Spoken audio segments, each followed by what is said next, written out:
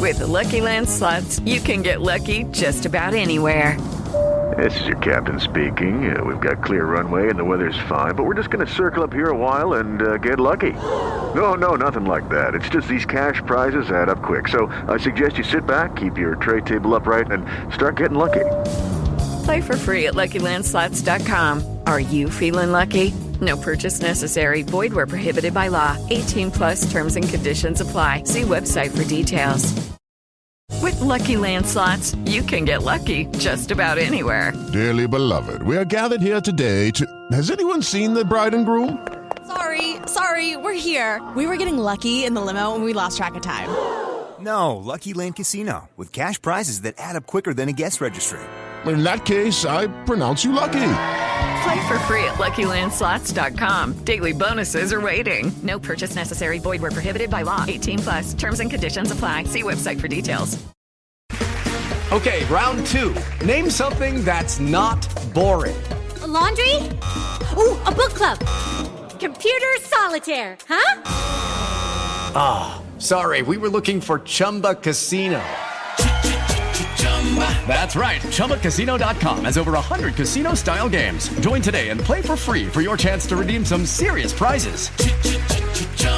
ChumbaCasino.com. No purchase necessary. Void where prohibited by law. 18 plus. Terms and conditions apply. See website for details. This is Brum's The Word from Anything But Footy, brought to you with Kukri Sports, the official kit supplier for Team England. I'm Michael. And I'm John, and we've been building up to Birmingham 2022 for the past 10 weeks. Now we're just hours away from that opening ceremony on Thursday and the sport starting Friday. And two of the sports that I am really looking forward to and could also prove popular with fans of Team England, judo and boxing. Medals were won in both of those sports at the Tokyo Olympics last year, and hopes are high for plenty more for the next generation. I'm Lucy Renshall and I'm from SKK Judo Club and I fight under 63 kilos. My name's Lucy Richardson, 25 years old, GB boxer, about to represent Team England in the Commonwealth Games. My name's Gemma Richardson and I'm a GB boxer, just been picked for the Commonwealth. Also coming up, still time to support Team England. And keep listening for an exclusive discount from the Kukri website just by listening to the podcast Anything But Footy. This is Brum's The Word with Kukri Sports, a podcast from Anything But Footy. 14 athletes will compete for Team England. Should we say the words anything but footy again? In the judo at the Commonwealth Games. It's back after 4 years after not being on the schedule in Australia 4 years ago on the Gold Coast. As well as some new names and debutantes, there's plenty of European, Commonwealth Games and even Olympic experience in the lineup, including current European champion Gemma Lewis, 2019 European Junior champion Kelly Peterson-Pollard, Ashley McKenzie and world number one Lucy Renshall. Sam Hall is one of four in action on day one of the judo competition, which lasts 3 days and starts Monday, August the 1st. It takes place at the Coventry Arena.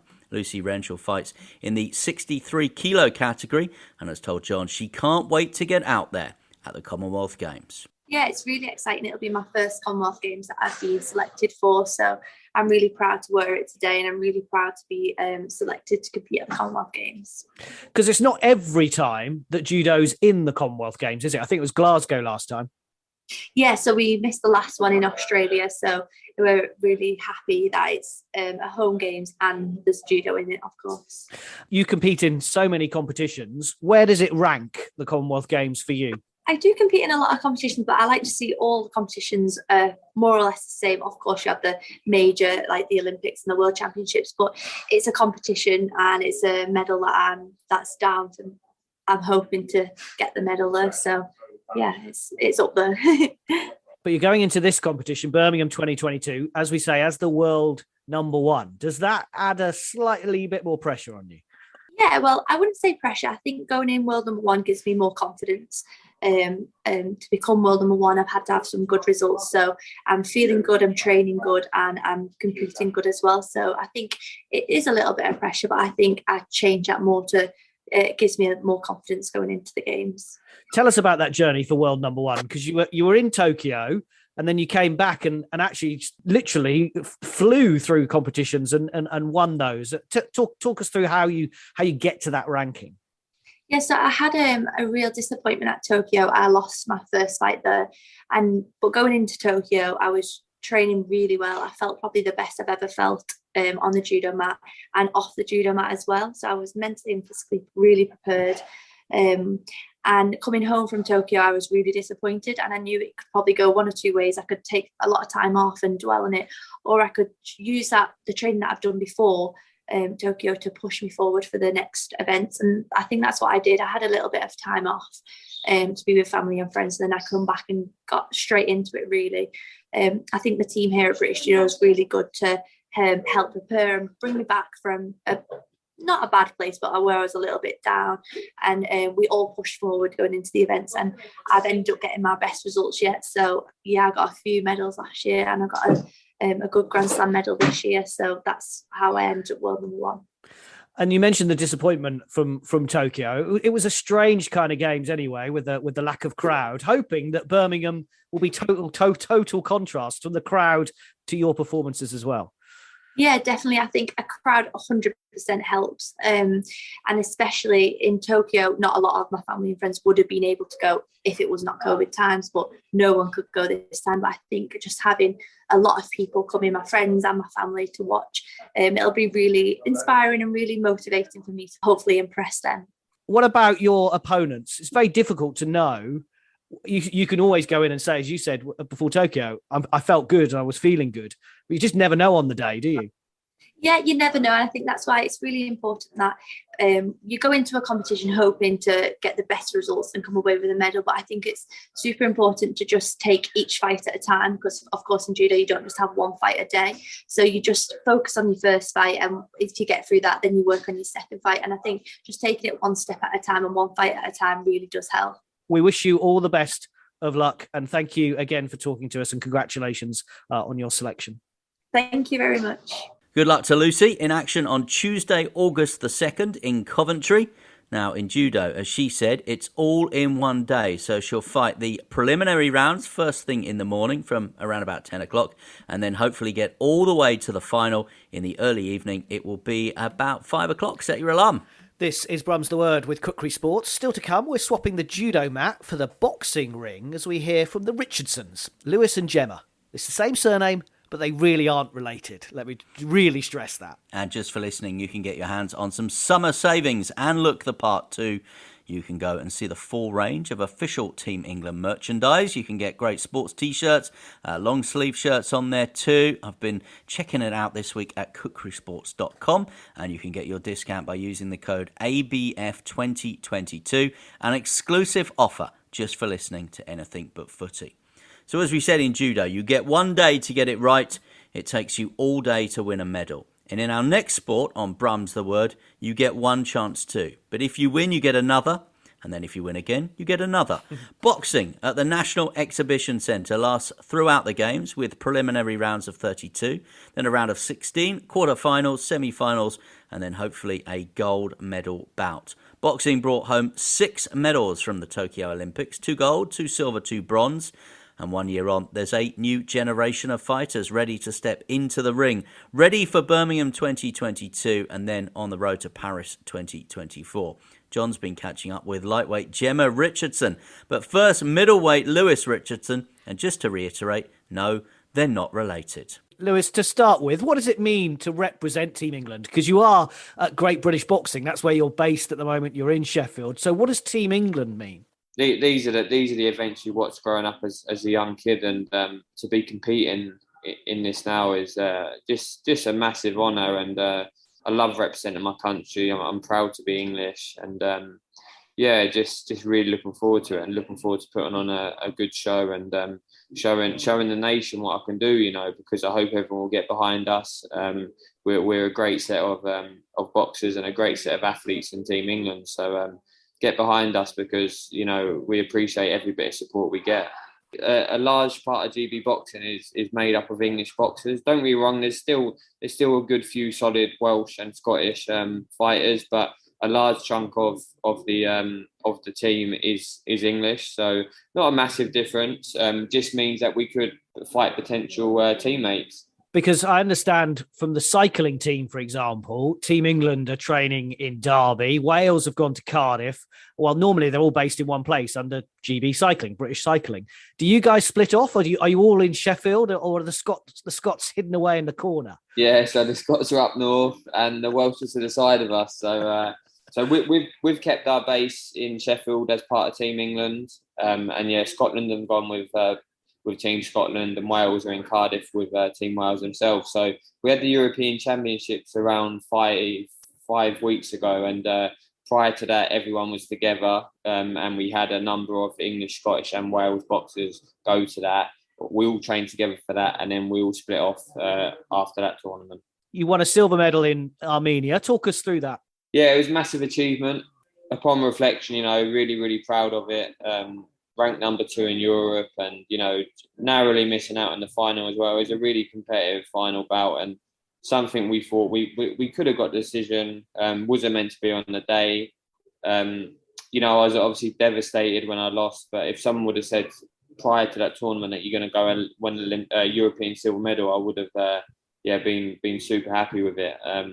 It's just obviously the competitiveness in you when you're in that moment. You wanna go and get that gold. But it's been a brilliant springboard, I think, to push on now and look to go one bit better in the Commonwealth Games. I was going to ask, does it give you that confidence? 100%. I know I can mix it. I always knew I could mix it with the world's best anyway. But there's a difference between knowing you can and actually doing it. And I was able to implement that and just show that to everybody and myself included, that what I'm capable of. And I had a really good tournament out there, beat some high level competition, and narrowed and missed out. So I know I'm where I need to be able to push on and get even better and achieve even more. And the middleweight category that you're in, is it tougher in the Commonwealths, or actually was it tougher in the Europeans? How does it kind of level out? It's hard to tell with the Commonwealth Games, because you have your countries who are pretty well known. So you've got your England, Scotland, Wales, India are a strong nation. Australia brings some good fighters overseas, and then you get some countries who are less well known, but will bring the odd really talented boxer. The weight category can vary, So with some of the African countries, it's really hard to tell. You might not have heard of them, but they might have this real awkward style, will be really, really strong. So yeah, it's really hard to tell. To be honest, a bit more of the unknown coming from the Commonwealth. So you've got your strong nations, which if you draw them, it's going to be a high level competition, and you get your lesser known countries who could still upset some people. And I know the Europeans was a stepping stone to the Paris Olympics. I'm assuming the Commonwealths is part of that as well. This is your build-up ahead of Paris in, 2 years' time? Definitely, yeah. I mean, I was unfortunate to miss out on the Olympic Games last year. Lost in the Olympic qualifier to the eventual Olympic silver medalist, and I beat a couple of the lads who were at Tokyo. So I believe I was definitely good enough to be there. Just wasn't meant to be. But yeah, looking forward now towards Paris 2024, and yeah, that is a big picture. But all these stepping stones are so important, and one tournament at a time at the moment. Just looking to do well at each one, and if I'm able to do that, then I'm sure I'll be in a great position come 2024. 10 years ago, you won the schoolboy boxing title in 2012. 10 years on, is this where you imagined you'd be? Nah, never ever. It's crazy. I got goosebumps you saying that then. I started out just on the council estate, a massive group of lads. We were like 12, 13 years old. We went down the local boxing gym. One by one, everyone dropped out, and I just stuck at it. I was nothing special at the start. I just carried on and just kept improving and just kept enjoying it, putting no pressure on myself, and just going with the flow. And then I won the schoolboy titles, and then it's been a hell of a journey since. Ups, downs, and real struggles and massive highs. So just very grateful to be here now. Got a great team around me, GB Boxing, Team England, everyone back home, my sponsors, my family, my friends. Got a real good team. I'm very grateful, and looking to make myself proud and make the nation proud. We look forward to seeing you in Birmingham and we wish you all the best of luck. Thank you for talking to us. Thanks for taking the time to talk to me. Thank you. My name's Gemma Richardson and I'm a GB boxer, just been picked for the Commonwealth. I'm excited. I'm excited to box with the England badge on the vest and represent, obviously, England, which will be nice. At the time, the mindset's the same. You're going to the ring, going to box, like, with a GB badge or an England badge. I'm still representing my country. I'm still proud to be representing them and wearing the badge and the line on my chest anyway. So it's just, it's nice. One of 14 boxers named for Team England today. The strength in depth in boxing in this country is impressive. And we saw that in Tokyo at the Olympics. Yeah, I think from year to year, it's just going stronger and stronger. The team, like the medal haul, like speaks for itself. Obviously with Tokyo, it's the best we've ever done after COVID and everything. So it's just going from strength to strength. And obviously we've trained with them, that team as well. I think this team going to the Commonwealth is quite a new team, but we've put the work in, like we're capable of the medal. So I think it's a good solid team as well, which is exciting. We joked at the start and I asked you to introduce yourself and you were like, what would I say? I think you could say this: 5-time national champion, 4-time European champion and world champion. What about that? Yeah, I forgot about that. I've got a good credibility, like obviously behind my back, like 5 nationals, 4 Europeans, a world title as a youth. So I've got the experience as an underage, like under 18 years old. So I'm hoping I can take that obviously now into the seniors and keep that going and keep getting them medals and keep getting a list of achievements, which would be good. What inspired you, Gemma? My brother, when I was 6 years, I've been in the gym since I was 6 years old, just watching my brother train. My dad coached him. I was that annoying little girl that just got in everyone's way, running around, picking things up on the way. And at 8 years old, my dad sat me down and was like, right, do you want to give it a go properly? And I was like, yeah. And then ever since then, I've just never looked back since. And I've just loved every minute of it. Are you better than him now? Oof, that's a tough one. No, do you know what? No, he's just, I'll never, to me anyway, like he'll always be like the better one. Like I've always followed in his footsteps. He's professional now. So we're on completely different paths. But I feel like if we sparred, there'd be only one winner and it won't be me. Tell us about the lightweight category at the Commonwealths. Who do you know who might be your strongest opponent, that kind of thing? I think everyone I think if you're going to the Commonwealths, there's gonna be no like bad level boxers at all. I think you've got to think there's going to be obviously top levels, like everyone you're getting in the ring with is going to be top level. I know there's Ireland will be a very good. She's just won the world championships at 63 kilos and she's coming down to 60 to box. So I know like she'll be a top one. Like there's going to be a few top nations there, which will be nice. It'll be nice to see where I'm at. You want to box the best anyway, so it'll be a good experience either way. And you were fighting earlier this year in Serbia, but I think you got injured on that. How are you now? Yeah, so I've had a long few months since January with my injury. I dislocated my elbow double dislocated, ripped all the ligaments, captured every damage I could have possibly done. I managed to tick it off and I did it all. So it was a hard time in January, but at one point we didn't think I'd be fighting at all this year. But I just kept saying, I was like, the Commonwealths, that I'll be back for the Commonwealths, just wait, I'll be back. And it took a lot of time, it took a lot of rehab, with the physios.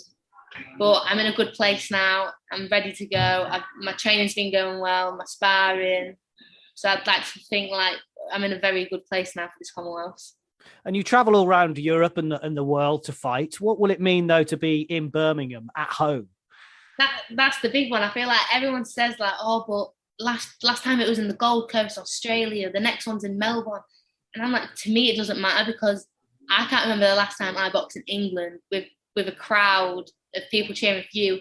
And I think, obviously, I'm going to have friends and family there, but even just atmosphere, I feel like everyone's going to come together for the nation. So I feel like the atmosphere and the feeling of it, it's going to be so much bigger being in England. So I'm over the moon that it's in England. I think it couldn't be in a better place. And I can't wait to get there. One of your teammates, Niall Farrell, helped design the kit. Yes. I understand. Are you slightly apprehensive? A little bit, because Niall, he's so you don't know what's going to come out next with Niall. I feel like he's just crazy. So it'll be interesting to see the kit. I've heard little bits and bobs what he's told me, and it sounds actually really good. So I've got a lot of trust in him and the other people that have designed it, and I just can't wait to see what it's like. Well, we can't wait to see you in action, and we wish you all the best of luck, and thank you so much for talking to us. Thank you very much. Gemma Richardson, and before her, Lewis Richardson, 2 of the 14 Team England boxers competing in Birmingham.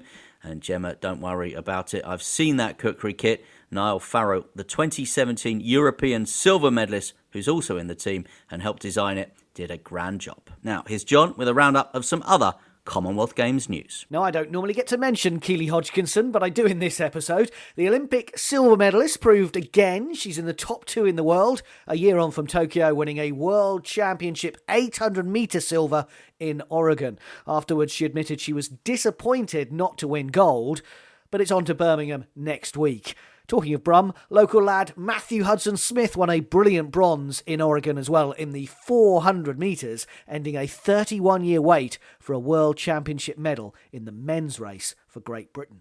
Team England's Sarah Jane Perry, our very first guest on Brum's the Word with Kukri Sports, is seeded second for the women's singles squash at the Commonwealth Games. Teammate Georgina Kennedy is ranked third. Patrick Rooney is seeded fourth in the men's singles, with Team Wales' Joe Makin second. Action starts at the University of Birmingham on Friday. Staying with the home nations, and Scotland have made a late change to their netball squad, with Lindsay Gallagher ruled out through injury. Emma Love replaces her, covering wing attack and goal attack. And talking of confirmed lineups, Adam Peaty will be racing at Birmingham 2022 after recovering from his broken foot that forced him to miss the recent World Swimming Championships. He's going for 4 golds at Birmingham.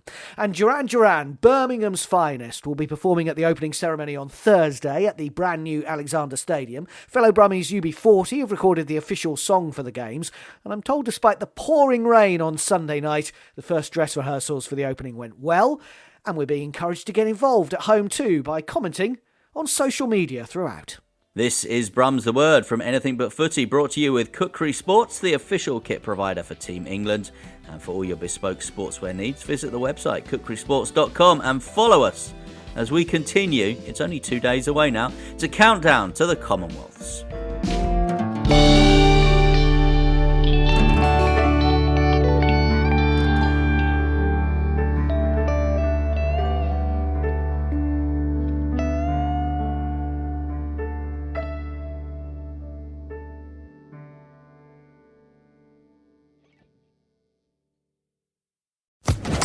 Social Podcast Network. With the Lucky Land Slots, you can get lucky just about anywhere. This is your captain speaking. We've got clear runway and the weather's fine, but we're just going to circle up here a while and get lucky. No, nothing like that. It's just these cash prizes add up quick. So I suggest you sit back, keep your tray table upright, and start getting lucky. Play for free at LuckyLandSlots.com. Are you feeling lucky? No purchase necessary. Void where prohibited by law. 18+ terms and conditions apply. See website for details.